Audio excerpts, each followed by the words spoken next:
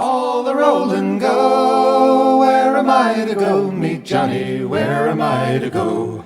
For I'm a young and a sailor lad, and where am I to go?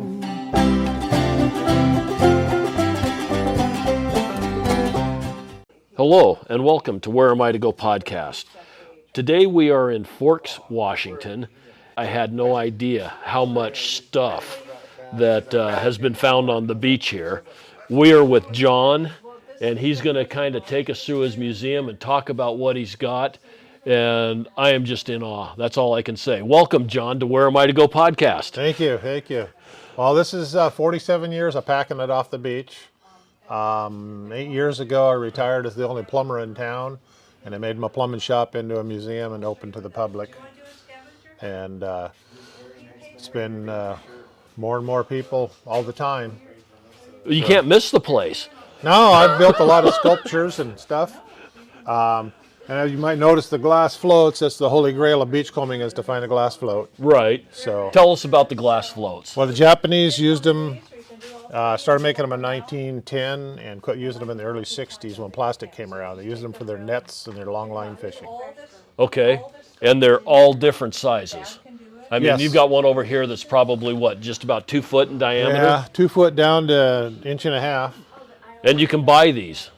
You've I got have, them for I sale. have some for sale, and then I have a lot of my own that I've found. And how often do you find them now? Are they still... Not very often. I've found one or two the last couple winters. Sometimes you find 27, sometimes you don't find any. Just depends the current's going around and when it decides to come in, the wind decides to bring them in. But it has to have been floating for 40 years if they were last made in... Yes. Wow. That's hard to believe. The stuff just sits out there and floats around and floats around and floats around. So, and you've got a pretty good collection of them over here inside of a cage, I guess These you'd are call some it. of my big ones here. And were those specifically Japanese, or were there other countries Well, that used there's them also? the Japanese made the twice heated ones, and then they started making Taiwan, China. They would blow them into a mold, and so they were only heated once. Okay. And so their temperament wasn't as good. So the ones that are blown and then reheated are tempered and are stronger. Okay. And they're all a colored glass, right? Mm-hmm. And then you've got a whole bunch of bottles over here. You find all those bottles on the beach too? Yep, everything in here. Thank you. Wow. So these dark ones here is Suntory whiskey. There's so many because that was the preferred drink of the Japanese sailors. They had a superstition, you always leave a sip in there for the gods. And so there was still a sip in them when you found them on the beach. A lot of them still do. And is that still made, or? Yes, still made, same bottle, same whiskey today. Really? And a whole bunch of other bottles. You've got some little, looks like medicine bottles. Well, these ones here are energy drink bottles, Japanese energy drinks. Oh, really? These really little ones are hangover drinks made in Japan. So when they got through with the whiskey and threw it back in, they drank the hangover drink and... And so these ones up here are the more recent ones because you used to didn't keep the common ones, because the ones on the wall over there are the older ones. But now everything's plastic, so if you find a glass bottle, it's a keeper. Okay. And this stuff just washes up on shore constantly? Yeah. Do you go high tide or low tide, or does it matter? Depends where you're going, which beach you're going to. I guess you probably know your beaches pretty well. Oh yeah, I got to know the beaches, the tides, the weather. This is some of the, after World War II, the Navy did their warfare testing off the coast here. Sonar buoy, mine deployment chute, bomb drags. Stuff would wash in on the beach. This is an anchor chain from the 15th or 16th century. What? The beach eroded out 8 feet to bedrock. That's the picture, the chain piled up at the top picture. And that's the outline of the ribs of the ship and the sandstone bedrock. Wow. So the marine archaeologists that dated this for me said they don't know of a shipwreck that old on our coast, on the west coast here. So that's crazy. Wow, that's cool. And you've got a whole chain. I mean, there's probably, 60 foot of chain there or something? Well, at least, yeah. Wow. You've got a bunch of pulleys. That stuff doesn't just sit on the bottom of the ocean. It washes in. That was a fishing boat that washed ashore, fully rigged. The people abandoned. They said they were sinking, and they abandoned ship. Coast Guard got them, and it just washed ashore, fully rigged. Nothing wrong with it. Wow. Okay. And you've got a whole bunch of boots. Yeah. So this stuff is from the Japanese 2011 tsunami that washed over here. Oh, really? Yeah, this is the recognizable stuff. Thousands of these buoys are from there, but this stuff you can recognize by names or what it is. Uh-huh. Like the mannequin heads were used as scarecrows. They put a floppy hat and a garbage sack on them. Okay. That's Ibisu and Dakutan, a carved wood carving, two Japanese gods. Wow. And this ball here had a bunch of names on it, so we took it back to Japan to try and find the owner. So the people that did this film, Lost and Found, based it on this ball, taking it back to Japan, trying to find the owner. Did they find him? No, but we found the owner of several balls, buoys, and a child's helmet. Really? So you can watch that on Amazon. You've got a tire. How long did it take this stuff to start showing up after the tsunami? The big high-winded stuff, 8-9 months, and then over the course of 2 years, all the other stuff. And in about 2 years, the lumber, which floats down in the water and the wind doesn't push it. Wow. This is just amazing. Yeah. And it's just a drop. It's not even a drop in the bucket as to what's out there. So there's a Rokon motorcycle. That washed up? Yeah, everything. And that was from the tsunami, or no. How did it get out there? Well, I found the story behind it. A local Indian kid had to have it, his dad said, and he bought it. And the second trip down the beach, he came back without it. He got it stuck, and the surf washed it away. Oh no! And I found it a year later. Wow. So how much time do you spend on the beach every day? Well, I go once a week still. Once a week. But back in the day when things were going good, I'd go either every day after work. I'd go, weekends. The stuff was coming in. I was down there. This is crazy. These are gillnet floats. These little Okay. 2x8. Those were in the Japanese in the early 50s and 60s had the 6 mile long drift nets. Okay. So they would leave them 2 weeks, come back and pull them up, and it would catch everything. And they outlawed them in the early 70s, and they just let them go. So this used to be the most common thing you'd find on the beach. Okay. Now it's plastic water bottles. Huh.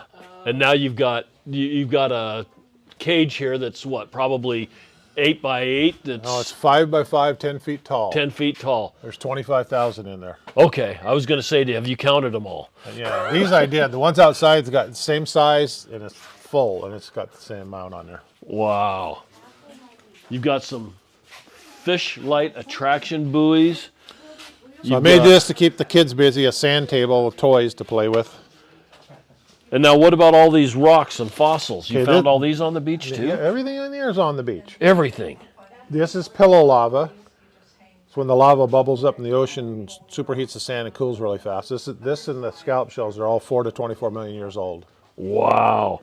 And you've got a whole table of these fossils. So this is the small plastic stuff where you've got just a little bit of everything, small plastic, toothbrushes, combs, whatever, markers, pens. It's just miscellaneous small stuff. This is miscellaneous medium-sized stuff. And where does all this small stuff come from? Just all over the world, Yeah, and it's been dumped out there in what they call the big plastic Garbage patch, yeah. garbage patch, and it breaks off and then comes on in. Yeah. And so these camera bags, hockey equipment, doll heads, shoes, and a bunch of other items in here are container spill items. When a container falls off a ship, breaks open, and the stuff, a whole bunch of one brand new thing floats up on the beach. Really? It's like the last one was the Yeti ice chest, the children's play mats, and the bicycle helmets up there. Those were containers. Lost 1,800 containers in one ship, off of one ship. Really? In one storm down by Hawaii. Yeah. And what breaks them open? Because those things are pretty well sealed, aren't they? Well, they showed pictures of the ship, and some of them are laying there just ripped in two when they went to go fall off. And then when they do fall off and they're floating, they're in the shipping lane. So another ship will come along, hit them, and rip them open. Wow. Do you ever end up with full containers or? No. Huh. So the shoe boats here. These are all I call them lost souls. Flip-flops, shoes, that people lost. And these are the container spill Nikes. In '91, they had the great Nike shoe spill, and all the all of us beachcombers were outfitting all our friends and family with brand new Nike shoes. Really? Yeah, And how far offshore did this container fall in? this is after a year and a half A year and a half. floating on the water. Yeah. Wow. This is just crazy. And this is some military type flares and man overboard buoys. These are sauna buoys, nuclear sublocator beacons, Navy smoke bomb flares. Are they still charged or No. have they been discharged? No, they've been discharged. There's a World War II life raft radio. And there's This is crazy. hard hats, frisbees, signs. Signs are really cool to find because they tell you about themselves. Right. What's the most unusual sign you've found?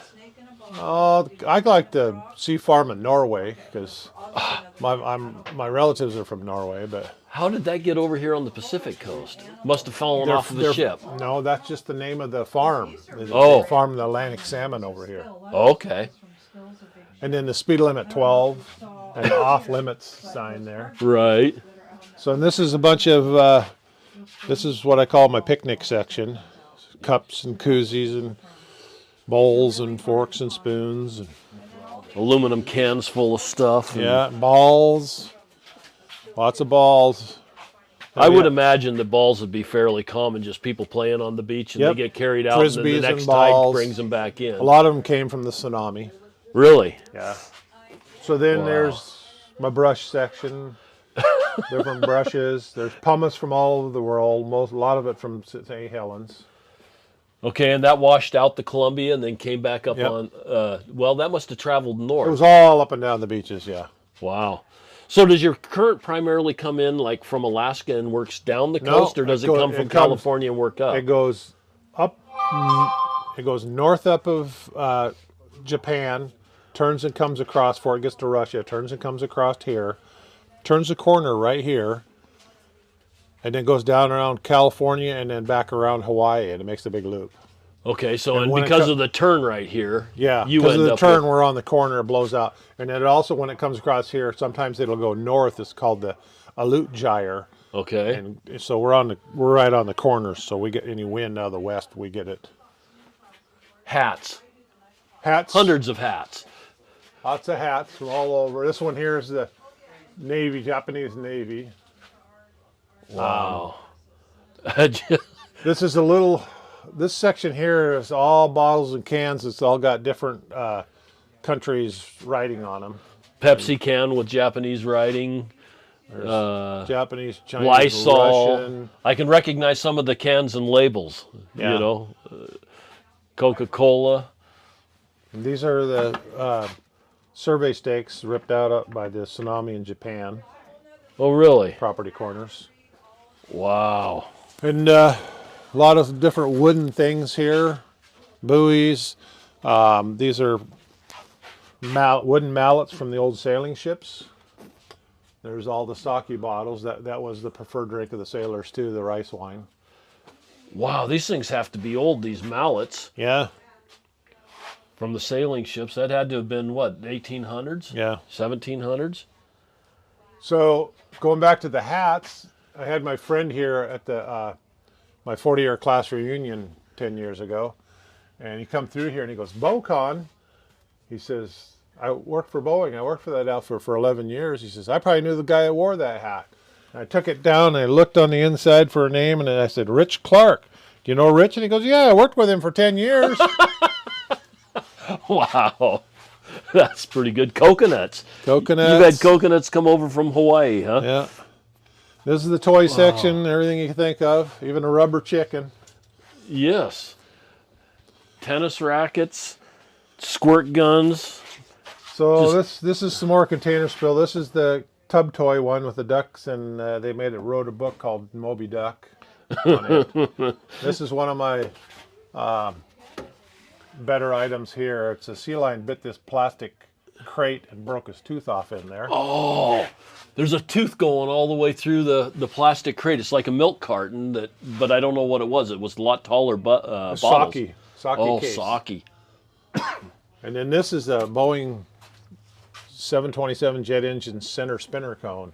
Really? Boeing told me what it was, but they wouldn't tell me what plane it came from.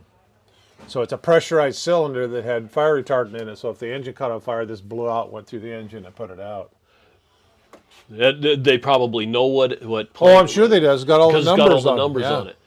Wow. I wonder if it's from a plane wreck or if it's. Well, I don't know if a just motor engine something- fell off or wrecked or what. They won't tell me.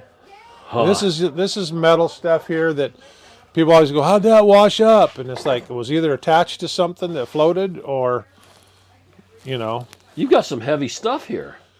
Yeah. Some big bolts, shovel parts, a couple of metal floats. I could see how that one would float because it'd be full of air. A manifold off of something, some sort of a car.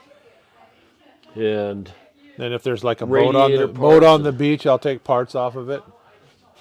wow. So And this lighters. Yeah, this is the dog toy section, and this is the lighter section. Lots of lighters. Lots of lighters. You've got to have 1,500 lighters in this little area. So there's melted plastic, melted wax. And where would that come from? Just it sat out there and got hot in the Your sun? guess or is as good as mine. There's fishing lures. tons of fishing lures. So these are and the older bobbers bottles. and- These are the original bottles that we used to pick up, and we'd only bring one of each back because there were so many of them back in the day. Really? So we'd bring one each kind of bottle back, and now everything's plastic. So if it's a glass bottle, we bring it back. Huh.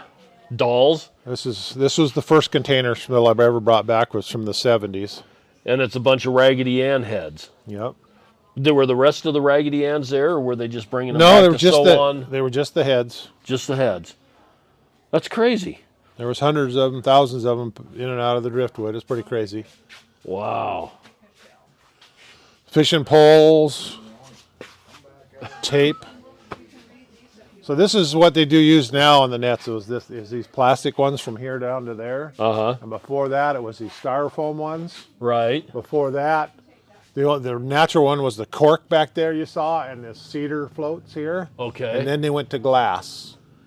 And all of it's from Japan. Do you find No, a lot not of all of it, Do you no. find a lot of American stuff, or Oh, there's some like the wooden floats were American or Canadian. okay? So then you'll notice these big iron rings on the floor here. These are mast rings and boom rings from the old sailing ships that crashed on the coast out here in the 1800s. Wow. And there were a lot of shipwrecks out here. Yes. It's amazing when you look at like the Maritime Museum there in Astoria has maps of all the different ships that wrecked, and there were 4,000 or 5,000 of them. Oh, up and down the coast, yeah. And this is sea glass. This is what a lot of people go to the beach for now. Sea glass, the polished broken glass. Right. You've got some really big pieces there. That is cool. These are fish attraction buoys. And how do those work? They just put a bunch of these floating out there, and the fish like to hide in the shade of something. 'Cause in the middle of the ocean, there's no shade. So when they go fishing, they go out alongside these buoys, and there's always fish there. Really? Yeah. That's cool. You've got a knot of fish line here that's, I guess it's a tangled That fish was a net. fishing net. Yeah, I got loose and tangled up. A backpack. That's the one I had custom made to pack all this off the beach. It's made out of aluminum conduit and marine duck material so it won't break. Then it broke me down and I had to retire it. I was going to say that pack's not big enough to bring in half the stuff you have here. Oh yeah, it's We caught a baby one. Wow. this is the most famous thing here is all my messages and bottles that I found. Oh, really? These are all messages. Ship surgeon on USS Oklahoma. School kids. My favorite one is this school kid here from Eastern Washington. He tells about his project in his school, and then he goes on to say, I have 2 brothers and 1 sister. My dad wrestles a lot. I got a stepmother, too. She is lazy. Your friend, John. Thank you, John. Wow. I'll be back again. He's knocking on the door. You've got a whole book here. Yeah. Dear Santa. What's the oldest one you found? The oldest one's 41 years. Really? Yeah. Now, do you ever write to these people? I write to all of them. You write to all of them and let them know that you found it. Yep. And these are all sea beans, drift seeds from the tropics of South America. The Amazon, most of them, they'll wash out the Amazon in the rains, go up the coast with the current. The Atlantic current goes up and goes into the Gulf Coast, up around Florida, and then goes back out in the ocean. And I have a friend in Texas, and I go beachcombing with them down there, and this is what they beachcomb for down there. You've got chestnuts. Hamburger beans. Oh, hamburger beans. Sea purses. These are sea hearts. And then there's walnuts, black ones, wild walls. These are sea coconuts. Box fruit, brain beans, calabash. These are all the rare ones here. Wow. This is just so cool. And in this room, there's a lot of one-of-a-kind stuff with names on it so they can contact people. This cabinet here is all medical waste. It's locked up. Find a lot of that on the East Coast and the Gulf Coast. Because they dump out in the ocean. They used to dump out there in metal containers. Now the metal containers are rotting out and they're floating up. Wow. So a lot Fake of things. mussels. Yeah. These some big barnacles. What are all these containers on the... These are bait boxes for crab pots. The whole ceiling's covered with them. Yeah, you've got thousands of them in here. This seashell collection, an old friend of mine, before he passed away, he donated it to the museum. Some of those my wife and I got when we were first together. This is a homemade ram that washed up on the beach. Don't know what kind of fur it is. It's just it looks like it's skin stretched over a Deer hide or something. cylinder. So these glass floats in the cases here, these are the ones the collectors like because of the shape, the marking, or the color. Okay. Or got water in them. This one here is my favorite in the whole museum. It's dumbbell shaped. Nobody's found one like it before. Does anybody know why or where? Or Well, no. Any history it's on probably Japanese, and somebody might have been messing around with the blow pole and rolling it on there instead of rolling the pole on there. And you've got some dark colored ones, some black, some Blue. kind of ambers, greens, blues. All different colors. My wife does all these driftwood sculptures. There's trees, horses, whales, birds. Some Crewman's flight deck helmet. scientific instruments beside the buoys. Wow. Here's a gray whale, juvenile gray whale skull. And that washed up on shore. Yeah. Well, the whale dies on it washes up on the shore dead, and then after a few years, they polishes all the bad stuff off. Okay. So even a Mormon Bible. Okay. And the weirdest thing I ever found was habusaki. It's a snake in the Oh, you've got a snake in in the there. sake bottle. Really? Yeah.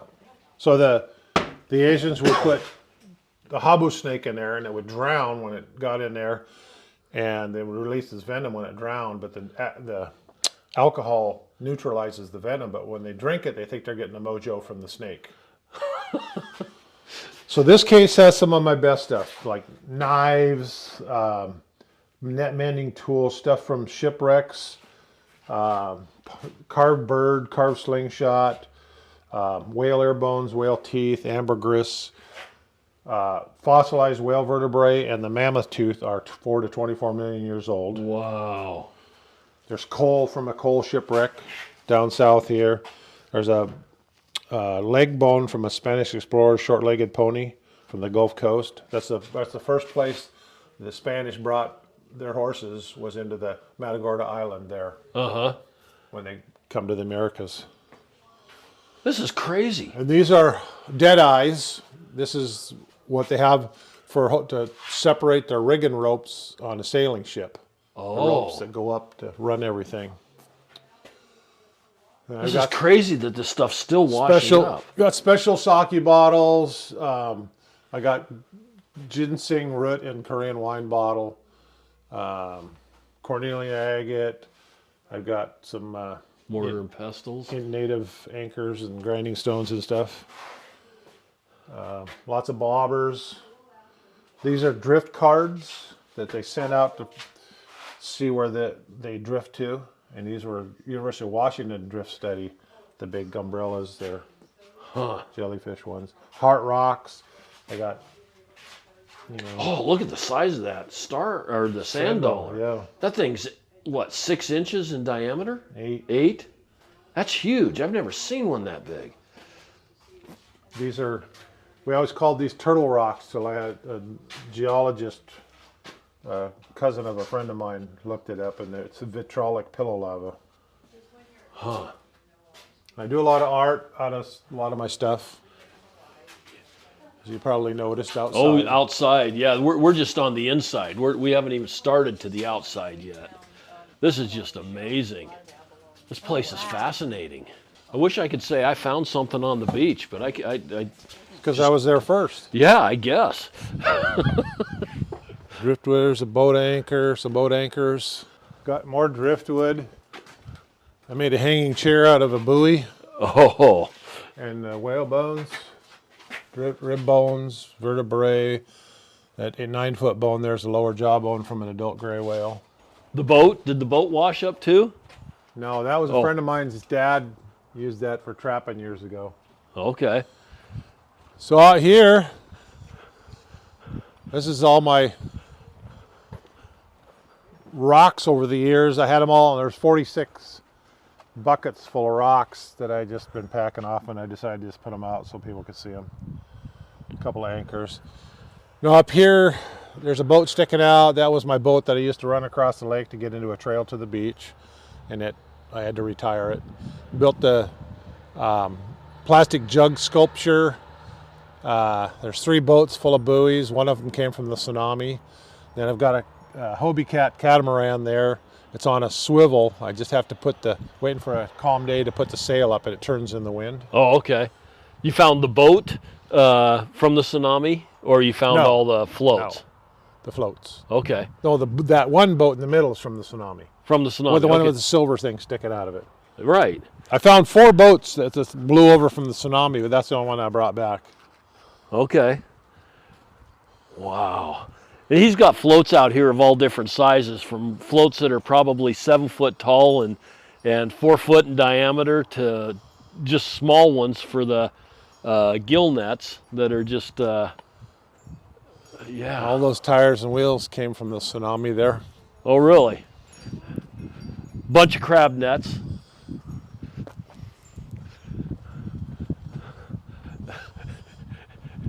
And then you've got a buoy tree, or something very similar to that. So my big tower was the first thing I ever did. It's a crane boom covered with buoys with a big 6-foot steel ball on the top. And how many buoys are there? I didn't count them. 5,000? Oh, altogether? No, see, just that center tower was there. Uh-huh. And then later on, I built the wall around it and started filling in over the years. So, And these buoys have all different colors: blues, reds, whites, yellows, blacks. those are the crab pot buoys, and the round ones are the long line buoys. Now, just out of curiosity, because I see lots of the buoys with the different colors, do these guys with the crab pots, do they have kind of like a brand? They've got a white buoy with a red stripe and a black bottom, or is A lot of them will have their own color scheme. The Okay. commercial ones, private. If it's a private person, you got to have a red and white one with your name and stuff on it. These Okay. guys will have that. They'll have either a name or a number on them, but they have to have that tag. That's their license on them. Okay. So, anyways, and I kept piling the buoys up there. And then the first year of COVID, I wasn't open. I built this one here, and the top turns in the wind. It's a great big windmill. It's got 4 different sides, 4 different rods coming out, and he's got some great big buoys on there that catch the wind. And then he's got at the bottom a whole bunch of the black floats. And So- are those Japanese floats also? Yes. Okay. And then, being that buoys were so many on my pile there, the black and yellow ones, that they kept rolling off. So my monkey trees here, I started piling them in underneath there now. Okay. So now I have to think of another tower to build. Uh-oh. You better get busy. What's over here? You've got a tank with a bunch of floats hanging off. Well, there was a wooden fence there that fell down, and my brother has the wrecking yard next door.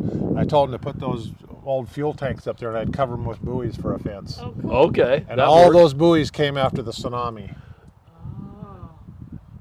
That's amazing how much stuff came And over. I just did this a couple weeks ago around my driveway. Put the poles in and all the buoys. Right. Oh, that's cool. To line the Line the driveway. the way the driveway is. And some of my better colorful ones are against my shop over there. It's just amazing. You can look everywhere you look, you see something different. I don't think you could stand here for 4 or 5 hours and take it all in. And even my wife's garden, when we got the fence up, I started putting stuff on it. Oh no. Oh, yay. You've got some heavy rope around there too. Yeah. How do you get those big, huge buoys here? Brought them on my trailer. See, back in the day, I was a volunteer. When I was a young man, I was a volunteer with the park, and we would do the beach cleanups. I was kind of in charge of it, so they would bag people would bag the garbage up, and I'd put it in nets, and they'd fly it off with a helicopter. So I'd always go to a beach where I had something big, or a bunch of stuff stashed. That's the beach that I coordinated, so I got my stuff flown right off. Oh.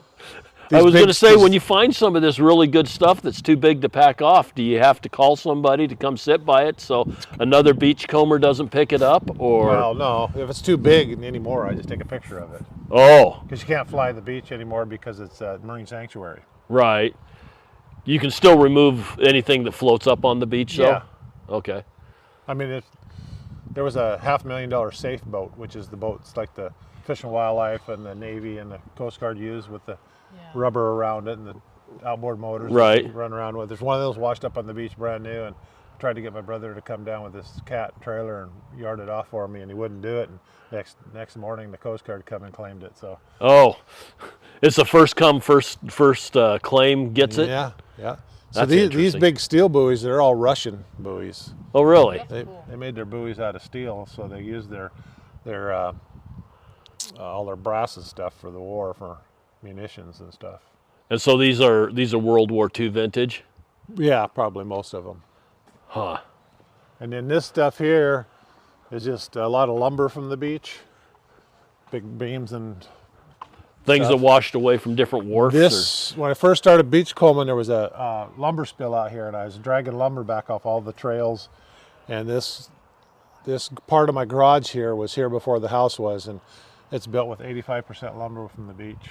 Really? Yeah. Now, the lumber, the lumber that washes up on the beach, if you cut that and plane it and stuff, does it have real pretty colors to it, or Well, is it? you're not going to plane it because it's got sand in it. Okay, okay. Yeah. I didn't know if any of the deadheads and stuff that came up on the beach were. Well, some people do it, but you have to probably cant it with a chainsaw because you're not going to run it through a sawmill; it'll dull your saw. Right. And then once you've got the outer layer off, then you can mill it, but nobody's going to, I've got a stack of 2-inch by 3-inch by 6.5 foot mahogany boards upstairs that came one year. There was a bunch of them showed up. They're real heavy and real dense, but you don't want to cut them because they've been rolling around the sand, Right. I never thought about that aspect of it. But I've used them, myself, and just with a skill saw cut them, and you can always buy another skill saw blade, Huh. for the cost of lumber nowadays. Yeah, oh geez. It's gone absolutely nuts, hasn't it? But because I took my plumbing shop and turned it into a museum where I was going to restore my old Studebaker trucks, then I had to build a new shop to do that. So that's what I got over there. Studebaker trucks. Yeah. I got The pickups I or? got two 48 Studebaker 10.5 trucks, Okay. flatbed and a dump bed. Well, that's cool. That's way cool. Well, this is just an awesome museum. This is just so fascinating to see all the stuff that washed up. I had no idea that stuff like this happened. I appreciate you taking us through this, John, and talking to us about some of the different items you have. And I'm opening up a new section in the loft in the back. My friend passed away in Texas that I used to go beachcombing with, and he had a big shop full of stuff. And I've got one load I've already brought back from it. And his stuff's going to be on the upper end there. I'll have Mike's section of the museum. Well, that's cool. Yeah. That's really cool. So do you have a website? No. Well, if you go to Google, it shows their website they built for me, but it's nothing I Okay. put in there. What about Facebook? You on Facebook? Not anymore. No. Okay. So you just kind of got to know about it. Yeah, And you can't miss it when you're driving down the road. You can go on any social media thing, and it's on there. It's on Atlas Obscura. It's on TripAdvisor. It's on all of those, Right. So, Okay. Well, I appreciate you taking the time today to talk with me, show me things, And I always finish out my podcast by saying the world is full of wonder. People need to get out and explore, and this is the classic example of getting out and exploring. Who knows what in the heck you're going to find. Exactly. And everybody have an absolutely wonder-filled day. All the roll and go, where am I to go? Meet Johnny, where am I to go? For I'm a young and a sailor lad, and where am I to go?